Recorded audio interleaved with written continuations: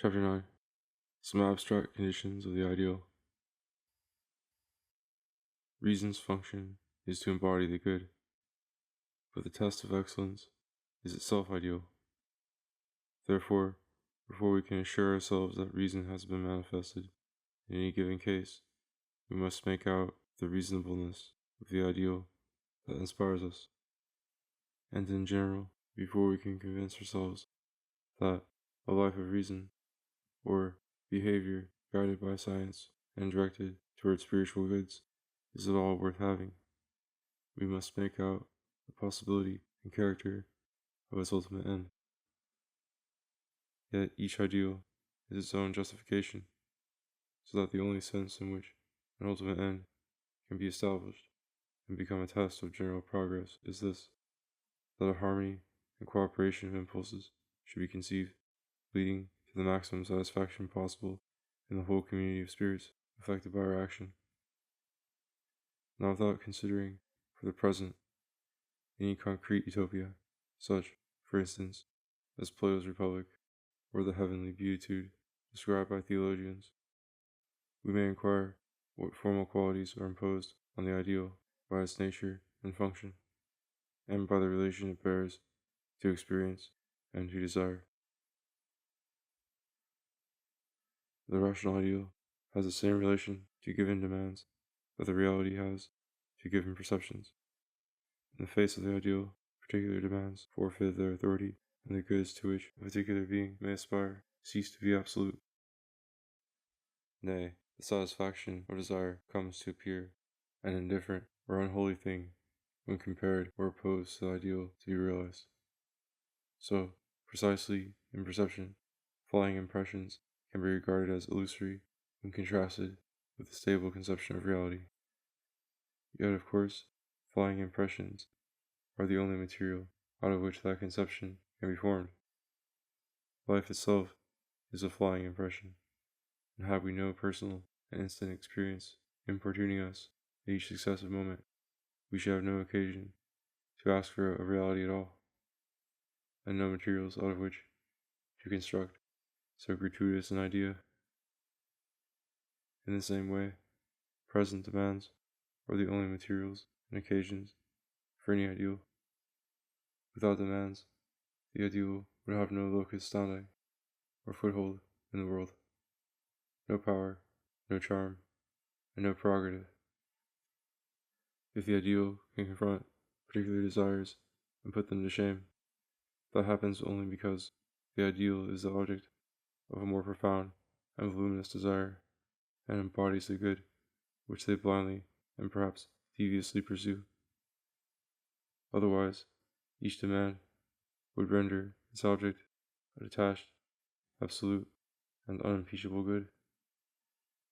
But when each desire, in turn, has singed its wings and retired before some disillusion, reflection may set in to suggest residual satisfactions that may still be possible, or some shifting of the ground by which much of what was hoped for may yet be attained.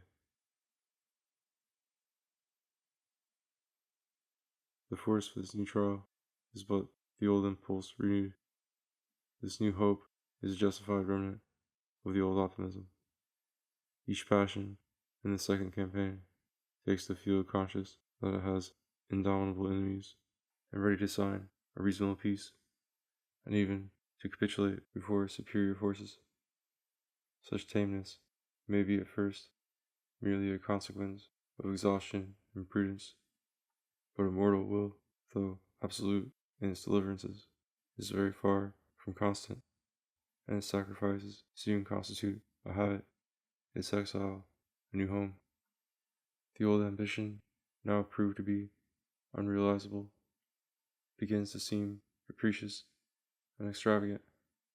The circle of possible satisfactions becomes the field of conventional happiness.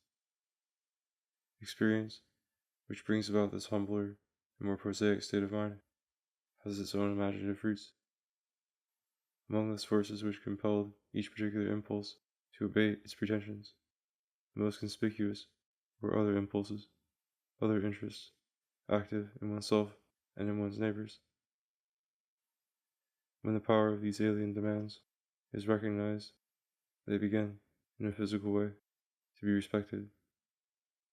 Then, when an adjustment to them is sought, they begin to be understood, for it is only by studying their expression and tendency that the degree of their hostility can be measured.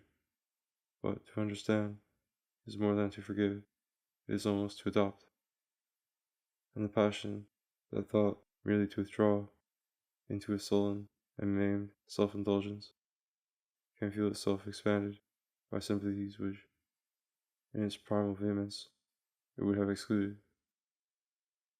Experience, in bringing humility, brings intelligence also. Personal interests begin to seem relative, factors only in general voluminous welfare, secured by many common institutions and arts, molds for whatever is communicable or rational in every passion. Each original impulse, when trimmed down more or less according to its degree of savageness, can then inhabit the state, and every good, when sufficiently transfigured, can be found again in the general ideal. The factors may indeed often be unrecognizable in the result. So much does the process of domestication transform them.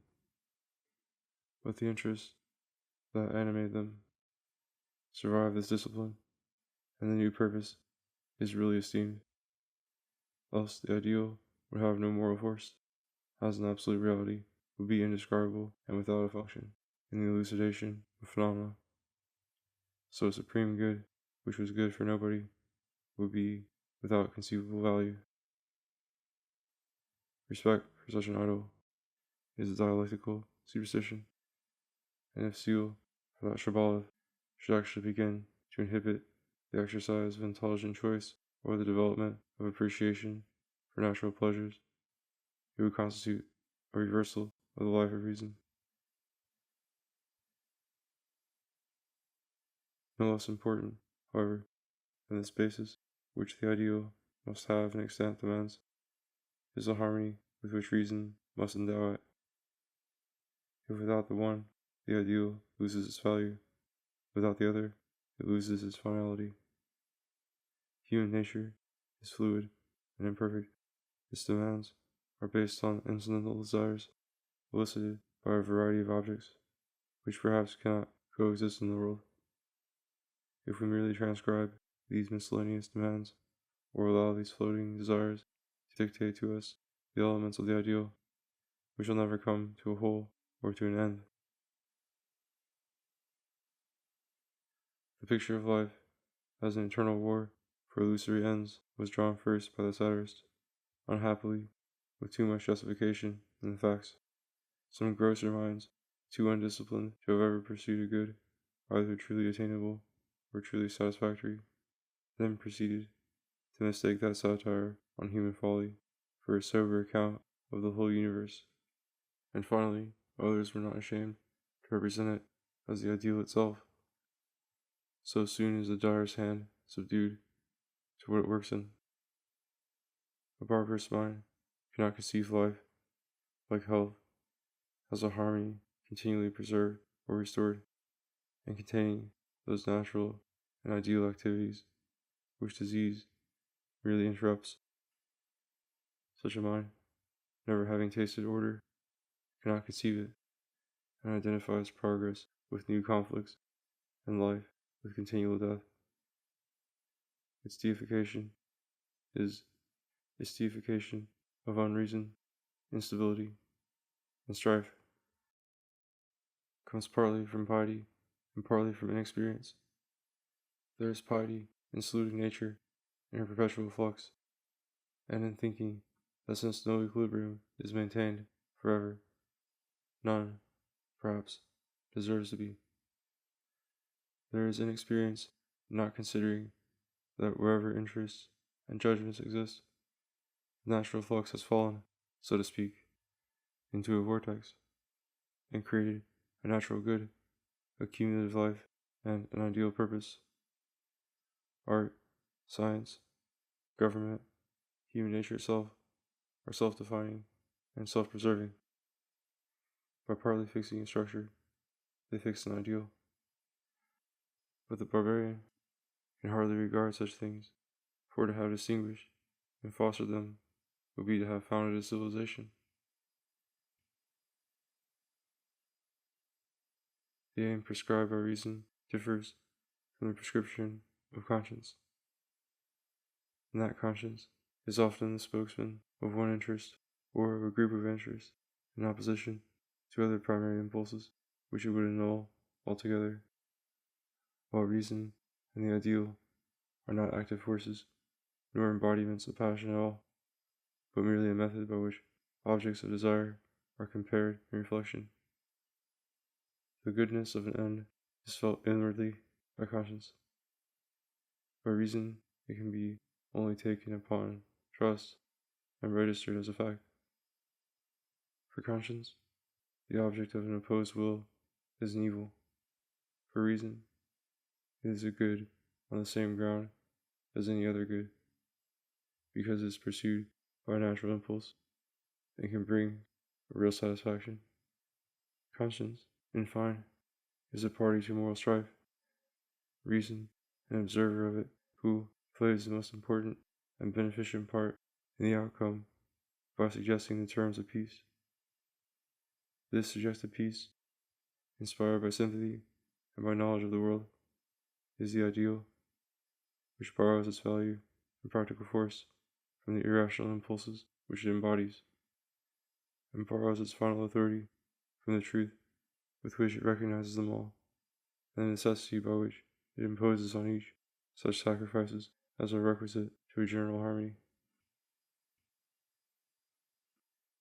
Reason, as such, represents, or further constitutes, a single formal interest, the interest in harmony.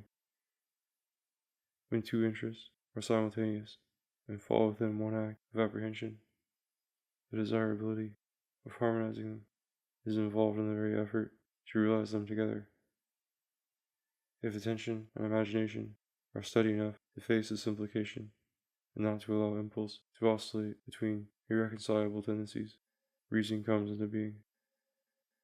Henceforth, things actual and things desired are confronted by an ideal which has both pertinence and authority.